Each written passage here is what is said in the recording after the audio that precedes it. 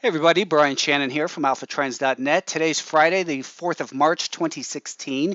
Hope you had a good week of trading. The equities sure did. For this week, we saw quite a turnaround, and there's very little red left on these on this board here.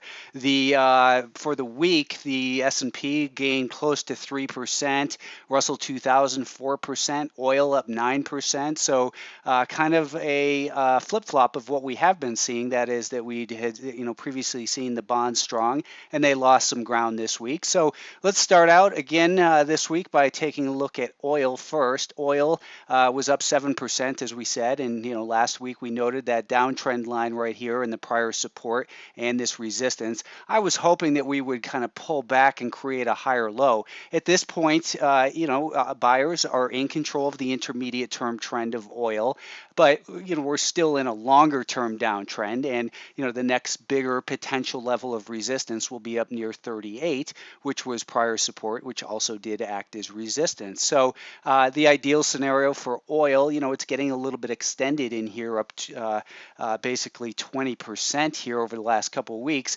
would be for it to pull back and create a higher low before it's able to continue to resume any upward momentum. But I'm not an oil trader. Let's talk about equities. This is the S&P 500 on a weekly chart. You can see here that we're still below that declining 40-week or 200-day moving average. And, the institutional saying is that the bulls live above the rising 200-day moving average and the bears live below it. So regardless of how you want to label this market on the longer term, you cannot deny that we've had a spectacular rally lately. And we were talking, of course, about the 50-day moving average. And despite the fact that it was declining, that we still, that doesn't mean sell short just because it's declining. We sell short when we have the intermediate term trending lower as well, because we look at these rallies and expect that they will fail, but it doesn't mean that we take a guess at where they will fail. So looking at a 30-minute time frame, and we can kind of actually go down to a 15-minute. Let's take a look at what happened for this week. Here we have our 5 days of trading for this week, and obviously it was an up market. The volume weighted average price for the week, we were below it on Monday, but we came down and found support at that 5-day moving average, which is rising, and gapped up and continued to squeeze shorts in here. So I had mentioned on Twitter today so a couple of levels that seem important, and we'll talk about those right now. First of all, on this longer term chart here that goes back to January of 2015, the volume weighted average price from the beginning of 2015, you can see is right overhead, pretty much exactly on with the 200-day moving average. So that is certainly a level of interest where we have the potential for resistance. I also took a look at the Fibonacci from the all-time high down to the lows that we had seen this year, and we came today right up to a 61.8% retracement. So we're in an area where it seems likely that resistance should be found here in the near term, but when we look at a 10-minute chart, for instance, we still have a pattern in here of higher highs and higher lows and a rising 5-day moving average. Now, if we're to break below today's low, then we would have a pattern where we would have this high, a lower high, and then a lower low. But we still have a rising 5-day moving average. So if you're going to be shorting in here, you would approach that as potentially a day trade. And then if you have a good, solid profit built in, perhaps consider holding a portion of it still for a longer term trade. But the intermediate term trend is still bullish here. We're still innocent until proven guilty. Now, if we did make a top, let's just say, where would we have the potential to go down to? Well, the 50-day moving average is obviously a level of interest. This is also where we had seen some prior resistance turn into support in that area. And then we could take a look at this recent rally and go from this low to, if this is the high, what does that give us? Well, it gives us a 38.2% retracement right here as well. So it seems as though 193.5 really to 195-ish is the most likely level of support if this market experiences a pullback. But let's not get too far ahead of ourselves. We're still above a rising 5-day moving average. The best case scenario for that type of event to unfold would be it would maybe take a couple days, flirt with that 5-day moving average, then find resistance under the 5-day moving average with lower highs and lower lows. If you get my weekly email, you'll see that the title this week is Short-Term High in Markets. I think it was last week I got criticized for the subject matter of my emails that I send out. And I said to the person, listen, yes, I sent out over here 4, 5, 6 weeks ago an email that said, in that area, an email that said vicious bear market. And since then, those are what get clicks. Listen, we're all in the business of finding, eyeballs for what we do, and that's what gets clicks. Just like short-term high in markets get clicks. It doesn't say that we are at a short-term high. You can interpret that any way you want. The fact is we don't have any evidence that this market has made a peak. I think we're going to want to keep an eye on the volume weighted average price since this event. That was an important event, that gap higher after this weakness, and that will kind of come into play down in here with that 5-day moving average. So I'm not expecting the end of the world for this market. I think that people who are getting aggressively short are clearly early in here, but time will tell. And the key is to know your time frame and be adapted to new conditions that the market gives you. I'm not here to predict what's going to happen. I'm here to say the current uptrend is innocent till proven guilty. I am not going to get aggressively short until that changes.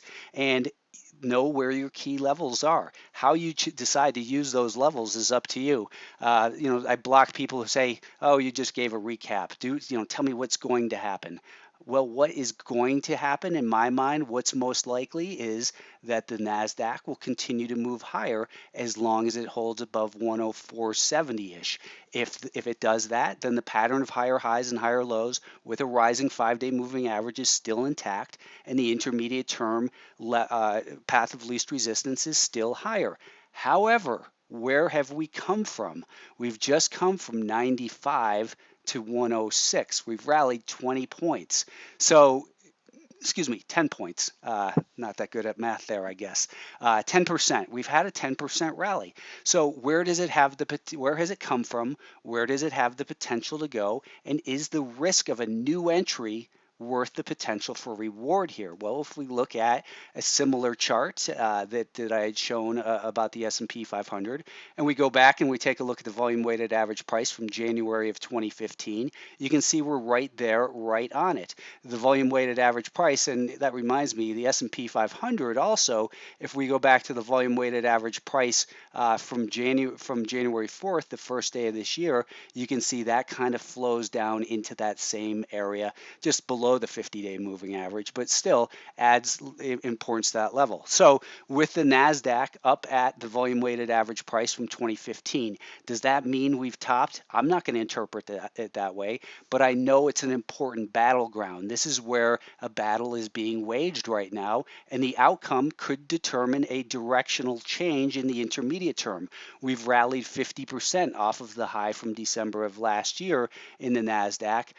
From the high down to this year's low, we've rallied 50%. We're at this important volume weighted average price level, and we've got the 200-day moving average still just above. So maybe we're going to continue on to the 200-day moving average and 61.8% retracement. When we look at a 30-minute time frame, again, the benefit of the doubt goes to the buyers because we do not have any intermediate term support broken, and we have a rising 5-day moving average. It doesn't mean we don't be cautious and look for clues intraday, and if you're an aggressive day trader, perhaps you get short as it breaks down below that 105 level. I think the better scenario is something like this. It breaks down, rallies up, finds resistance, then perhaps you start to short it, because at that point the 5-day moving average would be flattening out, and we would be showing that this would be the point right here as the momentum turns back lower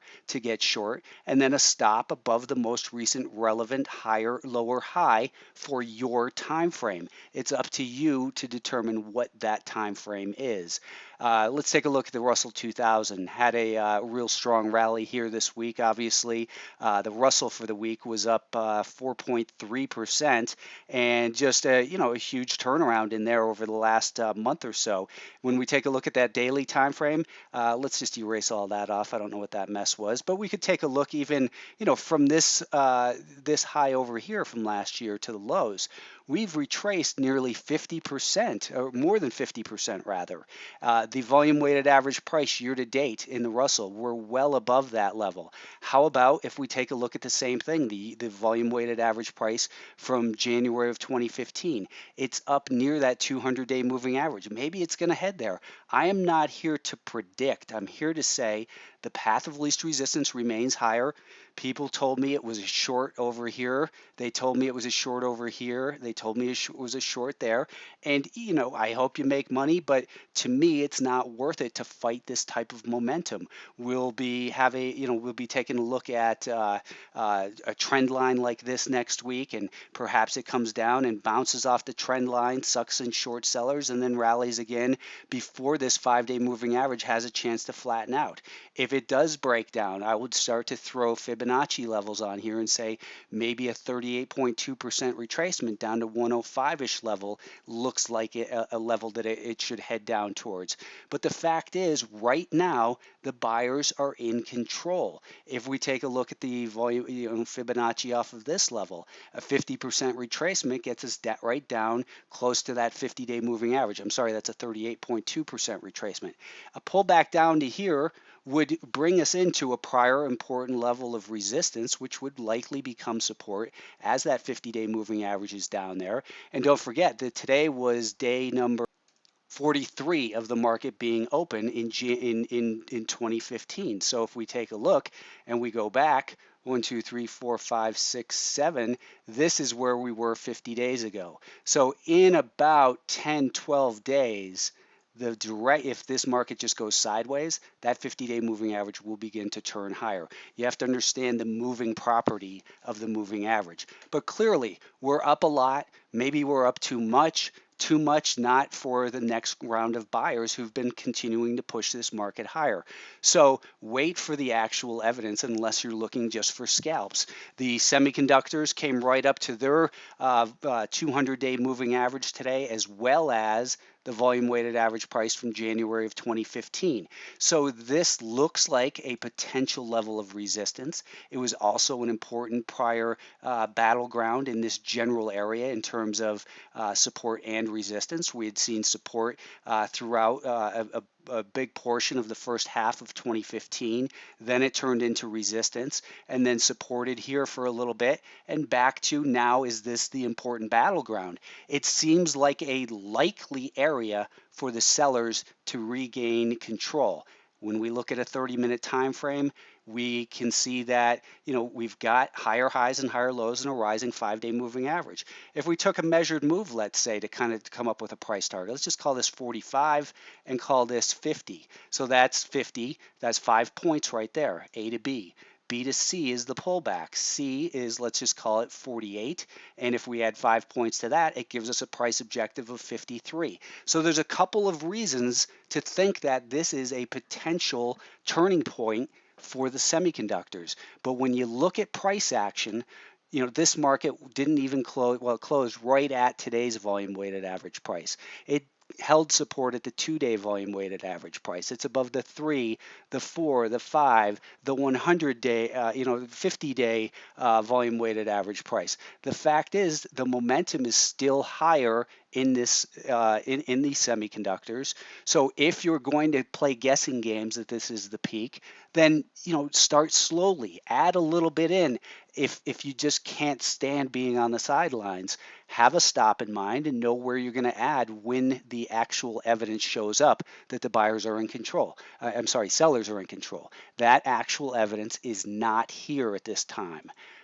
Biotechs were a laggard once again. These guys, the Biotechs, were up just 60 basis points and still down 22% year to date. So clearly, Biotechs are the laggards still. This group is still below the volume weighted average price year to date for 2016, and it is just very difficult for this market to move higher. It's trying to find some support here at the 5-day moving average, and we've got, if you look at it, part of my bigger concern for the biotechs is you look at some of the leading stocks, that have been somewhat resilient. Amgen looks vulnerable. Celgene looks vulnerable here, and there are a couple other bigger ones that I was looking at today that still look like they haven't had their bigger sell-offs yet. Look at this Celgene, the way this prior support has been acting as resistance.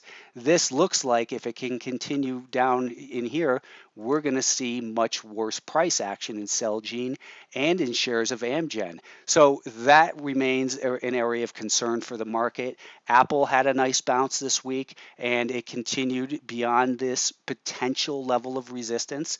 And as I was telling subscribers all week, we have the potential for resistance there, but you don't sell it short at that point.